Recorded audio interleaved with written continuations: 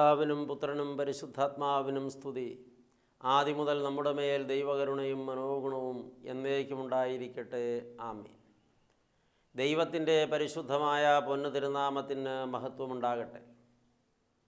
കർത്താവായ യേശുക്രിസ്തുവിൽ ഏറ്റവും വാത്സല്യമുള്ള ദൈവമക്കളെ, വീണ്ടും ഒരു പ്രാവശ്യം കൂടെ നമ്മുടെ മശിഹാ തമ്പുരാൻ്റെ പാദപീഠത്തിൽ ചേർന്ന് വന്ന് തിരുസന്നിധിയിലിരുന്ന് തിരുമുഖത്തേക്ക് നോക്കി തിരുവചനം കേട്ട് ധ്യാനിപ്പാൻ നമുക്ക് ഭാഗ്യമൊരുക്കി തന്ന നമ്മുടെ തമ്പുരാൻ്റെ പാദപീഠത്തിൽ നമുക്ക് വിനയാന്വിതരായിട്ടിരിക്കാം.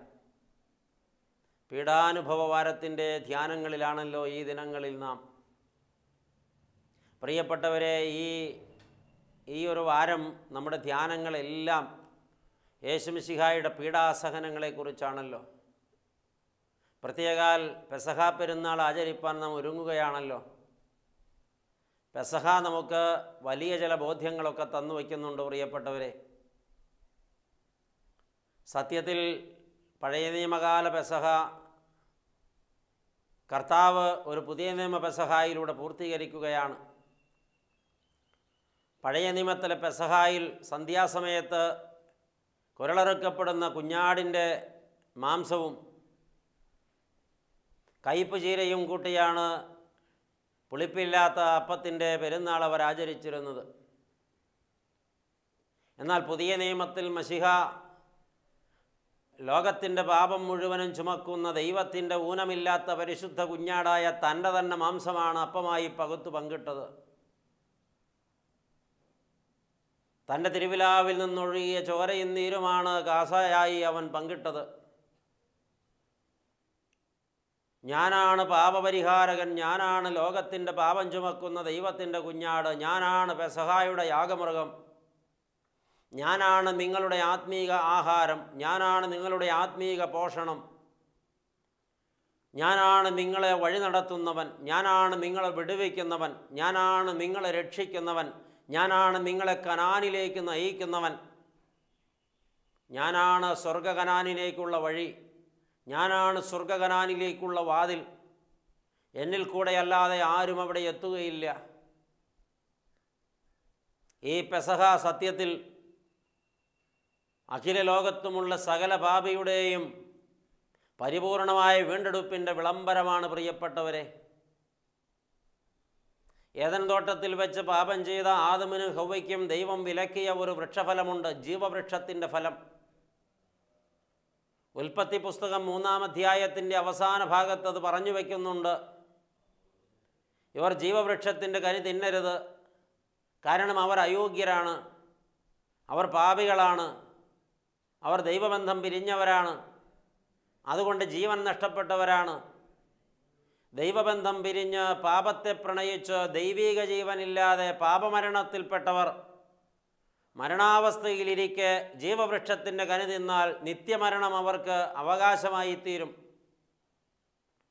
അതവരുടെ ജീവിതത്തിൽ സംഭവിക്കാതിരിക്കേണ്ടതിന് അവർ പുറത്തു നിൽക്കട്ടെ. ജീവവൃക്ഷത്തിൻ്റെ കനി തിന്നുവാൻ തക്കവണ്ണം അവർ പ്രാപ്തരാകുവോളം, പാപം പരിഹരിക്കപ്പെടുവോളം, ദൈവത്തെ അവർക്ക് തിരിച്ചു കിട്ടുവോളം, ദൈവം അവരിലേക്ക് ചെന്നു ചേരുവോളം, അവർ ദൈവത്തിൽ ഒന്നാകുവോളം അവർ പുറത്തു നിൽക്കട്ടെ. എന്നിട്ട് ഏദൻ തോട്ടത്തിൻ്റെ വാതിലടച്ച് കാവലേർപ്പെടുത്തി ജീവവൃക്ഷം കാപ്പാൻ ശരീരം മുഴുവനും കണ്ണുകളുള്ള ക്രൂബയമാലാഖമാരെ ഊരിയ വാളുമായി കാവൽ നിർത്തി. കാലമേറെ കഴിഞ്ഞപ്പോൾ വാഗ്ദത്ത നിവൃത്തിയായി സ്വർഗം ഭൂമിയിലേക്ക് ഇറങ്ങി വന്നു. മനുഷ്യന് നഷ്ടപ്പെട്ട ദൈവം, മനുഷ്യൻ നഷ്ടപ്പെടുത്തിയ ജീവൻ അവനിലേക്ക് ഇറങ്ങി വന്നു. യേശുക്രിസ്തു മനുഷ്യനോട് കൂടെ മനുഷ്യനായി, മനുഷ്യനിൽ ഒരാളായി താൻ ആരാണെന്ന് ലോകത്തെ ബോധ്യപ്പെടുത്താൻ അടയാളങ്ങൾ ധാരാളം ചെയ്ത് താൻ സാക്ഷാൽ ദൈവമാണെന്ന്, ജീവനാണെന്ന്, ജീവൻ്റെ അപ്പമാണെന്ന്, ലോകത്തിൻ്റെ പ്രകാശമാണെന്ന് ലോകത്തെ പഠിപ്പിച്ചിട്ട് ഞാൻ നിങ്ങളിലുണ്ട്, നിങ്ങൾ എന്നിലുണ്ട് എന്ന് വിളംബരം ചെയ്തിട്ട് എന്നെ തിന്നുന്നവൻ എന്മൂലം ജീവിക്കുമെന്ന് പഠിപ്പിച്ചിട്ട് എൻ്റെ മാംസം സാക്ഷാൽ ഭക്ഷണവും എൻ്റെ രക്തം സാക്ഷാൽ പാനീയമാകുന്നു എന്ന് പറഞ്ഞു വച്ചിട്ട്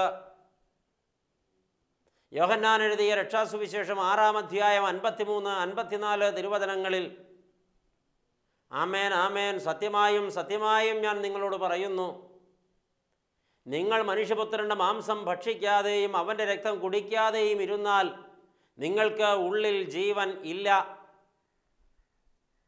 എൻ്റെ മാംസം ഭക്ഷിക്കുകയും എൻ്റെ രക്തം കുടിക്കുകയും ചെയ്യുന്നവൻ എന്നിലും ഞാൻ അവനിലും വസിക്കുന്നു. അവന് നിത്യജീവനുണ്ട്. അവസാന പുനരുത്ഥാന നാളിൽ ഞാൻ അവനെ ഉദ്ധിതനാക്കുമെന്നരുൾ ചെയ്തവൻ. അവനിതാ പെസഹായായി തൻ്റെ മാംസരക്തങ്ങൾ പകുത്ത ശിഷ്യന്മാർക്ക് നൽകിയിരിക്കുന്നു. അതാണ് പ്രിയപ്പെട്ടവരെ നമ്മൾ ആചരിക്കുന്ന പെസഹ. ഇതെൻ്റെ ശരീരമാണ്, ഇതെൻ്റെ രക്തമാണ്, ഇത് നിത്യജീവൻ്റെ അപ്പമാണ്, ഇത് നിങ്ങൾക്ക് പുതിയ നിയമത്തിൻ്റെ ഉടമ്പടിയാണ്, ഇത് നിങ്ങളെ ദൈവപുത്രന്മാരും പുത്രിമാരുമാക്കും, ഇത് നിങ്ങളെ സ്വർഗരാജ്യത്തിലെ പ്രജകളായി നിലനിർത്തും, ഇത് നിങ്ങളെ വിശുദ്ധീകരിക്കും, ഇത് നിങ്ങൾക്ക് പാപമോചനം നൽകും, ഇത് വാങ്ങി ഭക്ഷിച്ച് പാനം ചെയ്യുവീൻ, ഇതിനാൽ നിങ്ങൾ ജീവിക്കുമെന്ന് അരുൾ ചെയ്തവൻ. ഈ പെസഹ നമ്മെ ഓർമ്മിപ്പിക്കുന്നത് ക്രിസ്തുവാണ് നമ്മുടെ ജീവൻ. ക്രിസ്തുവാണ് നമുക്ക് വേണ്ടി യാഗമർപ്പിക്കപ്പെട്ട പെസഹ കുഞ്ഞാട്. തന്നെയാണ് അവൻ നമുക്ക് ആഹാരപാനീയമായി നൽകിയത്. അവനെ ഭക്ഷിക്കുന്ന നാം അവൻ മൂലം ജീവിക്കും. ഈ തിരിച്ചറിവിലേക്ക് പെസഹായിൽ നാം എത്തിച്ചേരണം പ്രിയപ്പെട്ടവരെ. ആ നിലകളിലേക്ക് എത്തിച്ചേരുവാനാണ് ഈ പെസഹ നമ്മെ പ്രേരിപ്പിക്കേണ്ടതും ഓർമ്മിപ്പിക്കേണ്ടതും. പക്ഷേ മശിഹായെ ഭക്ഷിച്ച് പാനം ചെയ്ത് മശിഹായിൽ ഒന്നായി മശിഹായോട് ചേരുവാൻ നാം നമ്മെ തന്നെ ഒരുക്കേണ്ടതുണ്ടല്ലോ. കുമ്പസാരത്തെക്കുറിച്ചൊക്കെ മുമ്പ് സൂചിപ്പിച്ചത് നിങ്ങൾ ഓർമ്മയിൽ വെച്ച് കാണുമോ, മറന്നു കാണുമോ? പ്രിയപ്പെട്ടവരെ, ആത്മശരീരദേഹികളുടെ കറകളങ്കങ്ങൾ ഒന്നൊന്നായി പരിശോധിച്ച് കണ്ടെത്തി ദൈവസന്നിധിയിൽ പശ്ചാത്തപിച്ച് ഏറ്റുപറഞ്ഞ് ഇനി ഞാൻ അതിലേക്ക് പാപത്തിലേക്ക് മടങ്ങിപ്പോകില്ലെന്ന് ദൈവസന്നിധിയിൽ ദൃഢപ്രതിജ്ഞ ചെയ്ത് തന്നെത്താൻ ശോധന ചെയ്ത് ദൈവത്തിൻ്റെ കഴുകലിന് സ്വയം ഏൽപ്പിച്ചു കൊടുത്ത് കുഞ്ഞാടിൻ്റെ രക്തത്താൽ കഴുകപ്പെട്ട് പവിത്രീകരിക്കപ്പെട്ടവരായിട്ട് വേണം ഈ പെസഹായാഗത്തിൽ നാം പങ്കാളികളാകുവാൻ. പെസഹായാഗത്തിൽ പങ്കാളികളാകും മുമ്പ് എല്ലാവരും വായിച്ചിരിക്കണം വിശുദ്ധനായ പൗലോസ്ലീഹ കൊരിന്ത്യ സഭയ്ക്ക് എഴുതിയ 1-ാം ലേഖനത്തിലെ 11-ാമത്തെ അധ്യായം 26 മുതലുള്ള തിരുവചനങ്ങൾ മറക്കാതെ വായിക്കണം. കൊരിന്ത്യർക്ക് പൗലോസ്ലീഹ എഴുതിയ 1-ാമത്തെ ലേഖനം 11-ാമത്തെ അധ്യായം 26 മുതലുള്ള തിരുവചനങ്ങൾ. അവിടെ വ്യക്തമായി പറഞ്ഞു വയ്ക്കുന്നുണ്ട്, അയോഗ്യമായി ആരും ഈ അപ്പം ഭക്ഷിക്കരുത്, പാനപാത്രത്തിൽ നിന്ന് കുടിക്കരുത്. സ്വന്തം ശരീരത്തെ ഒരുവൻ വിവേചിക്കാതെ ഇത് തിന്നുകുടിച്ചാൽ അവൻ തനിക്ക് ശിക്ഷാവിധിയാണ് തിന്നുകുടിക്കുന്നത്. അതുമൂലം നിങ്ങളിൽ ചിലർ രോഗികളും ചിലർ ബലഹീനരും ചിലർ തളർന്നവരും ചിലർ മരിച്ചവരുമായിരിക്കുന്നുവെന്ന് പറഞ്ഞു വച്ചിട്ടുണ്ട്. പരിശോധന കഴിക്കണം പ്രിയപ്പെട്ടവരെ. ഇനിയും എന്തെങ്കിലും എന്നിൽ ബാക്കിയുണ്ടോ? പാപത്തിൻ്റെ കളങ്കം പരിശോധിക്കണം. ആരോടെങ്കിലും ഞാനിനിയും രമ്യതപ്പെടാനുണ്ടോ, ക്ഷമിക്കാനുണ്ടോ, ക്ഷമ ചോദിക്കാനുണ്ടോ? ഏതെങ്കിലും ഒരു അശുദ്ധഭാവം ഇപ്പോഴും എന്നിൽ കൂടുകൂട്ടിയിട്ടുണ്ടോ? എൻ്റെ അന്തരംഗത്തിലോ എൻ്റെ ശരീരത്തിലോ എൻ്റെ ആസക്തികളിൽ എവിടെയെങ്കിലും പരിശോധിക്കണം. തിരുത്തപ്പെട്ടിട്ട് വേണം മശിഹായെ ഭക്ഷണമാക്കുവാൻ. ഈ പെസഹ പെരുന്നാൾ നമുക്ക് വേറെയും ചില ധ്യാനങ്ങൾ തരുന്നുണ്ട് പ്രിയപ്പെട്ടവരെ. യേശുമശിഹ സിഹിയോൻ മാളികയിൽ വിരുന്നൊരുക്കി തൻ്റെ ശിഷ്യന്മാരോടുകൂടെ വിരുന്നിനിരിക്കുമ്പോൾ ഒരു കാര്യം പ്രത്യേകം ശ്രദ്ധിക്കുക. ഒറ്റിക്കൊടുക്കുന്നവനെയും അവൻ തന്നെ വിരുന്നിൽ പങ്കാളിയാക്കി. ഇസ്കറിയോത്തായൂദ തന്നെ 30 വെള്ളിക്കാശിന് യഹൂദന്മാർക്ക് വിറ്റ് അഡ്വാൻസ് വാങ്ങിയവനാണെന്ന് തമ്പുരാൻ അറിയാം. അറിഞ്ഞിട്ടവനെ ശത്രുവെന്ന് മുദ്ര കുത്തുകയോ നിഷേധിക്കുകയോ പുറത്തു നിർത്തുകയോ വഴക്ക് പറയുകയോ ആട്ടി ഓടിക്കുകയോ ചെയ്തില്ല. ഒന്നും അറിയാത്തവനെ പോലെ അവനെയും വിരുന്നുശാലയിൽ പങ്കാളിയാക്കി. നമുക്കാകുമോ? നമ്മുടെ വിരുന്നുകളിൽ പ്രിയപ്പെട്ടവരെ യുവണ്ണം നമ്മെ ഒറ്റുകൊടുത്തവരെയും കൂടെ ഒന്നുമറിയാതെ പങ്കാളിയാക്കുവാൻ? അവിടം വരെയൊക്കെ നാം വളരണമെങ്കിൽ നാം ക്രിസ്തുവോളം വളരണം. യഥാർത്ഥത്തിൽ ക്രിസ്ത്യാനിയാകുമ്പോൾ നമുക്കത് കഴിയും. ഒറ്റുകാരനെയും വിരുന്നിൽ പങ്കാളിയാക്കുവാൻ, ഭാവഭേദമില്ലാതെ അവനെ ചേർത്തിരുത്തുവാൻ പ്രിയപ്പെട്ടവരെ അത് ക്രിസ്തുവിന് കഴിയുന്നു. ക്രിസ്ത്യാനിക്കും കഴിയണം. അപ്പോഴാണ് നാം ഈ പെസഹായാഗത്തിന് പാത്രീഭൂതരാകുന്നത്, യോഗ്യരാകുന്നത്. നാം അതിൽ പങ്കാളിയാകാൻ അർഹരാകുന്നത് അപ്പോഴാണ് പ്രിയപ്പെട്ടവരെ. ഒന്നോർത്തെ, നമ്മെ ഒറ്റുകൊടുത്തവരോടുള്ള നമ്മുടെ നിലപാടെന്താണ്? ക്ഷമിക്കാൻ കഴിഞ്ഞിട്ടുണ്ടോ? ചേർത്ത് നിർത്താൻ കഴിഞ്ഞിട്ടുണ്ടോ? വിരുന്ന് പങ്കിടാൻ കഴിഞ്ഞിട്ടുണ്ടോ? യേശു അവിടെ കൊണ്ട് അവസാനിപ്പിക്കുന്നില്ല. തൻ്റെ അന്ത്യ വിരുന്നിലെ വിശിഷ്ടാതിഥിയായിട്ടാണ് ഇസ്കറിയോത്ത യൂദ എന്ന ആ ശിഷ്യനെ കർത്താവ് സ്വീകരിച്ചത്. തന്നെ വിറ്റ് കാശാക്കിയവനെ വിശിഷ്ടാതിഥിയായി അവൻ സ്വീകരിച്ചു. കാരണം യഹൂദന്മാരുടെ വിരുന്നുകളിൽ ആദ്യത്തെ അപ്പം വിരുന്നിന് വിളിച്ചവൻ വിളമ്പിക്കൊടുക്കുന്നയാൾ തൻ്റെ വിശിഷ്ടാതിഥിയാണ്. വേദപുസ്തകം പറയുന്നുണ്ട്, കർത്താവ് ആദ്യം അപ്പം മുക്കിക്കൊടുത്തത് ഇസ്കറിയോത്താവിൻ്റെ മകനായ യൂദായിക്കാണെന്ന്. യേശു പറയാതെ പറഞ്ഞു, യൂദ, നീ എൻ്റെ വിശിഷ്ടാതിഥിയാണ്, ഈ വിരുന്നിലെ മുഖ്യ സ്ഥാനത്തിരിക്കുന്നവൻ. പ്രിയപ്പെട്ടവരെ, യേശുവിൻ്റെ തൊട്ടടുത്തായിരുന്നു യൂദാസ് ഇരുന്നതെന്ന് വേണം നനയ്ക്കാൻ. എന്നോടുകൂടെ താലത്തിൽ കൈമുക്കുന്നവനെന്ന് കർത്താവ് പറയുമ്പോൾ കയ്യെത്തും ദൂരത്ത് അവനുമുണ്ടായിരുന്നു, മുഖ്യസ്ഥാനത്ത് തന്നെ. നമ്മൾ എത്ര പേർക്ക് കഴിയും പ്രിയപ്പെട്ടവരെ, നമ്മളെ ഒറ്റുകൊടുക്കുന്നവരെ, വഞ്ചിക്കുന്നവരെ, നമ്മെ വിറ്റ് കാശാക്കാൻ ശ്രമിക്കുന്നവരെ നമ്മുടെ വിരുന്നുകളിൽ മുഖ്യസ്ഥാനത്തിരുത്തി ആദരിപ്പാൻ? ഇങ്ങനൊക്കെ പറയുമ്പോൾ സാമാന്യ ബുദ്ധിക്ക് ഉൾക്കൊള്ളാനാകാത്ത ഒരു പ്രതിഭാസമാണ് ക്രിസ്തു. അതുതന്നെയാണ് ക്രിസ്തുവിൻ്റെ വിശേഷവും. പ്രിയപ്പെട്ടവരെ, മറ്റൊരാൾക്കും അവൻ സമനല്ല. അവന് തുല്യനായി ലോകത്ത് മറ്റൊരാളില്ല. ക്രിസ്തുവാകാൻ ക്രിസ്തുവിനേ കഴിയൂ. ക്രിസ്ത്യാനി ക്രിസ്തുവാകാൻ തൻ്റെ ജീവിതത്തെ പരിപൂർണമായും മനഃപൂർവ്വമായും സമർപ്പണം ചെയ്യണം. എത്രമാത്രം വലിയ ഹൃദയമാണ് അവൻ്റെ ഹൃദയം! എത്ര വിശാലമാണ് ആ ഹൃദയം! എത്രമാത്രം ക്ഷമാശീലതയുള്ളതാണ് ആ ഹൃദയം! എത്രമാത്രം അനുകമ്പാർദ്രമാണ് ആ ഹൃദയം! എത്രമാത്രം! അത്രത്തോളമൊക്കെ നമ്മളും ആകണം പ്രിയപ്പെട്ടവരെ. എന്നാൽ ഇന്ന് സ്വന്തം വിരുന്നിൽ ജീവിത പങ്കാളിയെപ്പോലും പങ്കെടുപ്പിക്കാൻ കഴിയുന്നില്ലല്ലോ പലർക്കും. മാറ്റി നിർത്തുകയല്ലേ. സ്വന്തം മക്കളെ കൂടാതെ വിരുന്ന് നടത്തുന്ന മാതാപിതാക്കളുണ്ടല്ലോ. ഒറ്റുകൊടുത്ത ശിഷ്യനെ വിരുന്നിന് പങ്കെടുപ്പിക്കുക മാത്രമല്ല, മുഖ്യസ്ഥാനം കൊടുത്ത കർത്താവിനെയാണോ ആരാധിക്കുന്നത്? സ്വന്തം വിരുന്നുകളിൽ മാതാപിതാക്കളെ പുറത്തു നിർത്തുന്ന മക്കളുണ്ടല്ലോ, ഇത് കേട്ടുകൊണ്ടിരിക്കുന്നു. ഈ യേശുക്രിസ്തുവുമായി എന്ത് ബന്ധമാണ് പ്രിയപ്പെട്ടവരെ നമുക്കുള്ളത്? സ്വന്തം അപ്പനെയും അമ്മയെയും ഏതോ വൃദ്ധസദനത്തിൻ്റെ ഇരുണ്ട ഇടനാഴിയിൽ എറിഞ്ഞു കളഞ്ഞിട്ട് ആർഭാടമായി മക്കളുടെ വിവാഹമോ അല്ലെങ്കിൽ അവരുടെ ജന്മദിനാഘോഷമോ ഒക്കെ നടത്തി, അനാഥാലയങ്ങളിൽ 4 പേർ കാണുക ഒരു നല്ല വിരുന്നൊക്കെ നടത്തി, അല്ലെങ്കിൽ പബ്ലിക്കായി എവിടെയെങ്കിലുമൊക്കെ കുറേ അരി വിതരണം ചെയ്ത്, ഞാൻ എൻ്റെ മകൻ്റെ ജന്മദിനം മനോഹരമായി ആർഭാടമായി ആഘോഷിക്കുന്നുവെന്ന് സമൂഹത്തെ കാണിച്ചിട്ട്, അന്നൊരു വലിയ വിരുന്നൊരുക്കി ആയിരങ്ങളെ ക്ഷണിച്ച് ലക്ഷങ്ങൾ മുടക്കി അവരെ തൃപ്തിപ്പെടുത്തി പറഞ്ഞു വിട്ടിട്ട് സ്വന്തം മാതാപിതാക്കൾ എവിടെയാണെന്ന് പോലും അന്വേഷിക്കാത്ത മക്കൾ ക്രിസ്ത്യാനികളാണോ? ഇവിടെയാണ് പ്രിയപ്പെട്ടവരെ യൂദായോട് യേശു കാണിച്ച മനസ്സെങ്കിലും സ്വന്തം അപ്പനോടും അമ്മയോടും കാണിക്കരുതോ?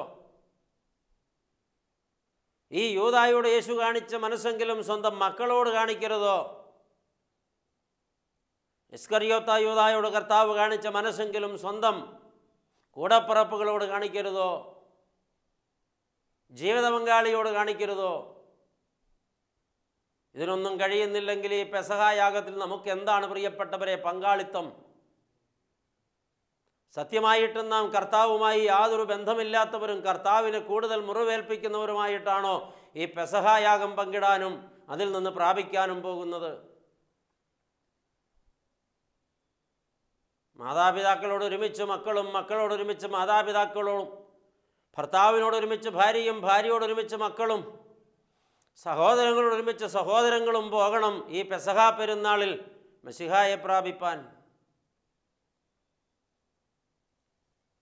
ഒറ്റുകൊടുത്തവനെയും വിരുന്നിൽ പങ്കുചേർക്കുകയും അവന് മുഖ്യാസനം നൽകുകയും ചെയ്ത മശിഹായുടെ പ്രജകളാണല്ലോ നാം. ആ ഗുരുവിനെ അപമാനിക്കരുതേ.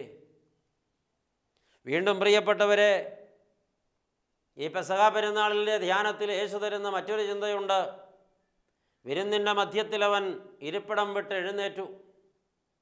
തൻ്റെ പുറംകുപ്പായം ഊരിമാറ്റി തൂവാല അരയിൽ ചുറ്റി, പാത്രത്തിൽ വെള്ളമെടുത്ത് മുട്ടുമടക്കി ശിഷ്യന്മാരുടെ പാദപീഠത്തിലിരുന്ന് അവൻ അവരുടെ പാദം കഴുകി ചുംബിച്ചു. പ്രിയപ്പെട്ടവരെ, യേശു തരുന്ന വലിയ ചില സന്ദേശങ്ങൾ ഇതിനകത്തുണ്ട്. ഞാൻ നിങ്ങളുടെ ഗുരു എന്ന നിലയിൽ നിങ്ങളെക്കാൾ വലിയവനല്ല. ഞാൻ നിങ്ങളുടെ ഗുരുവായിരിക്കുന്നത് ഞാൻ നിങ്ങളുടെ പാദം കഴുകുവാൻ മാത്രം വിനയമുള്ളവനാണെന്ന് അതായതുകൊണ്ടാണ് ഞാൻ നിങ്ങളുടെ ഗുരുവായിരിക്കുന്നത്. അതാണ് ക്രിസ്തു എന്ന ഗുരുവിൻ്റെ പ്രത്യേകത. അവൻ തൻ്റെ പുറംകുപ്പായം ഊരിമാറ്റി എന്ന് വായിക്കുന്നുണ്ടല്ലോ. ഈ പുറംകുപ്പായം എപ്പോഴും വളരെ മോടിയുള്ള വസ്ത്രമായിരിക്കും, വിലപിടിപ്പുള്ളതുമായിരിക്കും. അത് ആർഭാട വസ്ത്രമാണ്. പുറംകുപ്പായം പലപ്പോഴും ആർഭാടത്തിൻ്റെയും അഹങ്കാരത്തിൻ്റെയും ഒക്കെ അടയാളപ്പെടുത്തലാണ്. ചിത്രത്തയ്യലുള്ള വസ്ത്രമായിരിക്കും. ഈ വസ്ത്രം ഒരാളെ കുനിയുന്നതിൽ നിന്ന് തടുക്കും. കാരണം ഇത് ഇട്ടുകൊണ്ട് കുനിയാൻ പ്രയാസമാണ്, താഴാൻ പ്രയാസമാണ്, നിലത്തമരാൻ പ്രയാസമാണ്. നിലത്തേക്ക് താഴണമെങ്കിൽ ആർഭാടത്തിൻ്റെയും അഹങ്കാരത്തിൻ്റെയും പുറംകുപ്പായം ഊരിമാറ്റണം. അല്ലാതെ ആ താഴ്മപ്പെടൽ സംഭവിക്കില്ല. ഇതാണ് യേശു നമുക്കിപ്പോൾ കാണിച്ചു തരുന്ന മാതൃക. പുറംകുപ്പായം ഊരിമാറ്റിയതല്ല ഇവിടുത്തെ പ്രസക്തി. പുറംകുപ്പായം ഊരിമാറ്റിയതിൻ്റെ പിന്നിലുള്ളതായ ധ്യാനചിന്തയാണ് പ്രസക്തി. ആർഭാടത്തിൻ്റെയും അഹങ്കാരത്തിൻ്റെയും പുറംകുപ്പായം ഇട്ടുകൊണ്ട് ഒരാൾക്കും ഒരിടത്തും കുനിയാൻ കഴിയില്ല. ഒരാളുടെയും പാദം കഴുകാൻ കഴിയില്ല. ഒരാളെയും ശുശ്രൂഷിക്കാൻ കഴിയില്ല. ഒരാളുടെയും പാദം ചുംബിക്കാൻ കഴിയില്ല. ഒരിടത്തും വിനയപ്പെടാനും കഴിയില്ല. അതുകൊണ്ട് ഞാൻ എൻ്റെ ആർഭാടത്തിൻ്റെയും അഹങ്കാരത്തിൻ്റെയും പുറംകുപ്പായം ഊരണം. ദൃഷ്ടാന്തപരമായി പുറംകുപ്പായം ഊരിയിട്ടും എൻ്റെ ആർഭാടത്തിന് കുറവ് വന്നില്ലെങ്കിൽ, എൻ്റെ അഹങ്കാരം ശമിച്ചില്ലെങ്കിൽ എനിക്കാരുടെയും പാദം കഴുകാൻ കഴിയില്ല, ആരുടെയും മുമ്പിൽ മുട്ടുമടക്കാൻ കഴിയില്ല, വിനയപ്പെടാനും കഴിയില്ല. ക്രിസ്തു പഠിപ്പിക്കുന്നു, ക്രിസ്ത്യാനിയെ, നീ നിൻ്റെ ആർഭാടവും അഹങ്കാരവും ഒന്ന് വെടിയണം. ഈ പെസഹ പെരുന്നാളിൽ നീ നിൻ്റെ തലയൊന്ന് കുനിക്കണം. നീ നിൻ്റെ ശിഷ്യസ്ഥാനത്ത് നിൽക്കുന്നവരുടെ പാദത്തിൽ മുട്ടുകുത്തണം. നീ അവരുടെ പാദം കഴുകാനും ചുംബിക്കാനും മാത്രം താഴണം. ഒരുപക്ഷെ നിന്നെ പിന്തുടരുന്നവർ നിൻ്റെ ജീവിത പങ്കാളിയാകാം, നിൻ്റെ ഭാര്യയാകാം, നിൻ്റെ ഭർത്താവാകാം, അല്ല നിൻ്റെ മക്കളാകാം, നിൻ്റെ കൂടെ പിറന്നവരാകാം, നിൻ്റെ ശിഷ്യഗണത്തിൽപ്പെട്ടവരാകാം, നിൻ്റെ ആജ്ഞാനുവർത്തികളാകാം. ഈ പെസഹ പെരുന്നാളിൽ നീ അവരുടെ മുമ്പിൽ നിന്നെ താഴ്ത്തണം. നിൻ്റെ അഹന്തയും ആർഭാടവും വിട്ട് നീ നിലത്തോളം താഴണം. നീ അവരുടെ പാദം കഴുകി ചുംബിക്കണം. അഹന്ത വെടിയാതെ നീ ചില പ്രവൃത്തികളൊക്കെ കാട്ടിക്കൂട്ടിയിട്ട് കാര്യമില്ല. സമൂഹത്തെ കാണിക്കാനോ പത്രത്തിൽ പടം വരാനോ വേണ്ടി നീ ചിലയിടത്തൊക്കെ മുട്ടുകുത്തിയിട്ട് കാര്യമൊന്നുമില്ല. സമൂഹത്തിലെ ആളുകളുടെ അംഗീകാരം കിട്ടാൻ വേണ്ടി പാദം കഴുകിയിട്ടും പ്രയോജനമില്ല. അഹന്ത വെടിഞ്ഞ് ആർഭാടം വെടിഞ്ഞ് സ്വയം വിനയപ്പെട്ടിട്ട് താഴ്ന്നിരുന്ന് ഇത് ചെയ്യണം. കർത്താവ് ഇവണ്ണം ചെയ്തത് ലോകരറിയണമെന്ന് ആശിച്ചിട്ടല്ല, തൻ്റെ യഥാർത്ഥ ചിത്രവും മനസ്സും മനോഭാവവും ശിഷ്യരുടെ മുമ്പിൽ അവൻ വെളിപ്പെടുത്തി അവരോടൊരു കാര്യം ഓർമ്മപ്പെടുത്തി വയ്ക്കാനാണ്. ഇതാണ് നിങ്ങളും ചെയ്യേണ്ടത്. ശരിയായ ക്രൈസ്തവ ശുശ്രൂഷ ഇതാണ്. നിങ്ങളും മറ്റുള്ളവരുടെ മുമ്പിൽ വിനയപ്പെടുക, തലകുനിക്കുക, മുട്ടുമടക്കുക, ശുശ്രൂഷിക്കുക, പാദം കഴുകുക, ചുംബിക്കുക. എങ്കിൽ നിങ്ങളവരെ നേടും. നിശ്ചയമാണ് നിങ്ങളവരെ സ്വന്തമാക്കി തീർക്കും. പ്രിയപ്പെട്ടവരെ, ഈ വണ്ണമൊക്കെ ആയിത്തീരാൻ ഇനിയും എത്ര ദൂരം നാം സഞ്ചരിക്കേണ്ടിയിരിക്കുന്നു എന്ന് ഈ ധ്യാനചിന്ത നമ്മെ നന്നായി മഥിക്കട്ടെ. പ്രിയപ്പെട്ടവരെ, ഒപ്പം തന്നെ കർത്താവ് പറഞ്ഞു വയ്ക്കുന്നുണ്ട്, നിന്നെ ഗുരുവെന്ന് വിളിക്കുന്നവരുടെ മുമ്പിൽ, അല്ലെങ്കിൽ നിന്നെ ഗുരുസ്ഥാനത്ത് കാണുന്നവരുടെ മുമ്പിൽ നിനക്കുണ്ടായിരിക്കേണ്ട മനോഭാവം അവരുടെ പാദത്തിലിരുന്നവരെ ശുശ്രൂഷിപ്പാനുള്ള മനസ്സായിരിക്കണം. കൽപ്പിക്കുക, ആജ്ഞാപിക്കുക, അട്ടഹസിക്കുക, അപമാനിക്കുക, വരച്ച വരയിൽ നിർത്തുക, പട്ടാളച്ചിട്ടയിൽ അവരെ നയിക്കുക, ഇതൊന്നുമല്ല. നീ അവരെ ആത്മാർത്ഥമായി സ്നേഹിക്കുകയും വിനയത്തോടെ അവരെ ശുശ്രൂഷിക്കുകയും ചെയ്യുമെങ്കിൽ അവർ വാവിട്ട് നിലവിളിച്ചുകൊണ്ട് നീ മനസ്സിൽ കാണുന്നതെല്ലാം അവർ പ്രാവർത്തികമാക്കും. ജയാളിയായ ഒരു ഗുരു അങ്ങനെയാണ്. ഈ യേശുക്രിസ്തുവിൻ്റെ ശിഷ്യന്മാരായിരുന്നവരെല്ലാം യേശുക്രിസ്തുവിന് വേണ്ടി ജീവൻ വയ്ക്കാൻ, മരിക്കാൻ തീക്ഷ്ണതയോടെ തീരുമാനിച്ചത് ആ ഗുരുവിൻ്റെ സ്നേഹത്തിന് മുമ്പിൽ അവർ പരാജയപ്പെട്ടതുകൊണ്ടാണ്. സ്വർഗത്തിലെ അത്യുന്നതനായ മഹാരാജാവ് കേവലം മണ്ണായ മനുഷ്യൻ്റെ പാദപീഠത്തിൽ ചുരുണ്ടുകൂടിയിരുന്ന് പാദം കഴുകി ചുംബിച്ചെങ്കിൽ ആ മഹാരാജാവിനോടുള്ള എൻ്റെ കൂറ് വെളിപ്പെടുത്തുവാൻ ഞാൻ അവൻ്റെ പാദം ചുംബിക്കുമെന്ന് വിളംബരം ചെയ്ത മഹാരാജാവാണ് മശിഹ. ആ നിലയിലേക്കാണ് നമ്മുടെ ക്രൈസ്തവ ജീവിതം മാറ്റി എഴുതപ്പെടേണ്ടത്. ഈ പെസഹ നമുക്ക് അവണ്ണം ഒരു ധ്യാനമാണ് പ്രിയപ്പെട്ടവരെ തന്നുവയ്ക്കുന്നത്. നാം തിരുത്തപ്പെടണമെന്ന് ദൈവാത്മാവ് നമ്മെ ഓർമ്മിപ്പിക്കുകയാണ്. അതുകൊണ്ട് ഈ പെസഹ പെരുന്നാൾ നമ്മുടെ ജീവിതത്തിൽ പുതിയ ചില ദർശനങ്ങൾ തരട്ടെ. നമ്മെ കുറേ കൂടെ ആധ്യാത്മിക ജ്ഞാനമുള്ളവരും ഒത്തിരി വിനയമുള്ളവരുമാക്കി തീർക്കട്ടെ. നമുക്ക് നമ്മുടെ കുടുംബ ബന്ധങ്ങളെ ഒന്ന് പരിശോധിച്ച് മറ്റുള്ളവരെ കീഴടക്കേണ്ടത് മറ്റുള്ളവരെ ശുശ്രൂഷിച്ചുകൊണ്ടാണ് എന്നുള്ളതായ ഒരു ആത്മബോധത്തിലേക്ക് നാം എത്തട്ടെ. ആ നിലകളിലേക്ക് നമ്മുടെ ആധ്യാത്മിക ജീവിതം പുരോഗതിപ്പെടട്ടെ. അതിനൊക്കെ സാധ്യമാകുമ്പോഴല്ലേ പ്രിയപ്പെട്ടവരെ പെസഹ നമുക്ക് അനുഭവമാകുന്നത്. അതിന് കഴിയാതിരിക്കുന്നിടത്തോളം ഈ പെസഹ നമുക്ക് ഒരനുഭവമായി തീരുന്നില്ലല്ലോ. പലപ്പോഴും ചടങ്ങുകളായി ഇതൊക്കെ നടത്തിക്കൂട്ടുന്നതിനപ്പുറത്തേക്ക് അനുഭവമായി ഇതൊന്നും മാറുന്നില്ലല്ലോ. എൻ്റെ കർത്താവേ, ഞാനും നിന്നോടൊന്നാകേണ്ടതിന് ഈ പീഡാനുഭവവാര ധ്യാനത്തിൽ എന്നെ വിശുദ്ധീകരിക്കണമേ, വിനയം പഠിപ്പിക്കണമേ എന്ന് നിരന്തരം ധ്യാനിക്ക്. നിലത്ത് മുട്ടുകുത്തി കുമ്പിട്ട് അനേക വട്ടം ദൈവസന്നിധിയിൽ താണ് നമുക്ക് നമ്മുടെ അഹന്ത വെടിയാം. ദൈവസന്നിധിയിൽ നമുക്കൊന്ന് യഥാസ്ഥാനപ്പെടാം. ഇവണ്ണമുള്ളത് ഇരുത്തപ്പെടലായി പെസഹ തീരട്ടെ എന്ന് ദൈവനാമത്തിൽ ആശംസിച്ചും ആഹ്വാനം ചെയ്തും ഓർമ്മപ്പെടുത്തിയും ഈ സന്ദേശം ഇവിടെ പൂർത്തിയാക്കുന്നു. നമുക്ക് പ്രാർത്ഥിക്കാം. സ്നേഹവാനായ കർത്താവേ, എഴുന്നള്ളി നിൻ്റെ മക്കളുടെ മധ്യത്തിൽ നിന്നിട്ട് പെസഹായെക്കുറിച്ചും പെസഹായുടെ അനുഭവത്തെക്കുറിച്ചുമൊക്കെയാണല്ലോ ഞങ്ങളെ പഠിപ്പിച്ചത്. സത്യമായിട്ടും അവിടുന്ന് ഞങ്ങളെ ഒത്തിരി സ്നേഹിക്കുന്നുവെന്ന്,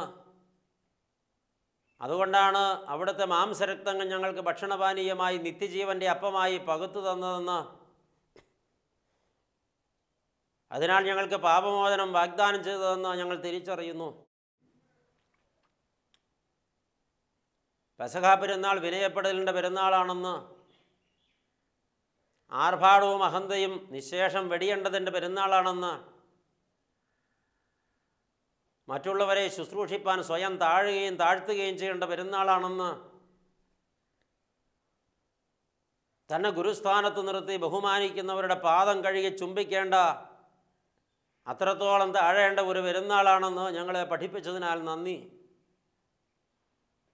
കേട്ട സന്ദേശം ഞങ്ങളുടെ ജീവിതത്തിൽ പരിപൂർണമായും പ്രാവർത്തികമാക്കുവാൻ അതുകൊണ്ടും ഈ പെസഹ ഞങ്ങൾക്കൊരനുഭവമായി, അത് ദീർഘകാലാനുഭവമായി ഞങ്ങളുടെ ജീവിതത്തിൽ നിൽക്കുവാൻ ഞങ്ങൾക്ക് ഭാഗ്യം തരണമെന്ന് പ്രാർത്ഥിക്കുന്നു. അവിടുത്തെ കരുണയും കരുതലും കൃപയും ഞങ്ങളോട് കൂടെ ഇരിക്കണമേ. നല്ല നാഥ, പ്രാർത്ഥന കേട്ടതുകൊണ്ട് സ്തോത്രം. മഹത്വം തിരുമേനി എടുക്കണം. ഞങ്ങൾ നിനക്കും നിൻ്റെ പിതാവിനും പരിശുദ്ധാത്മാവിനും സ്തുതിയും സ്തോത്രവും സമർപ്പിക്കുന്നു, ഇപ്പോഴും എപ്പോഴും എന്നേക്കും തന്നെ. ആമേൻ.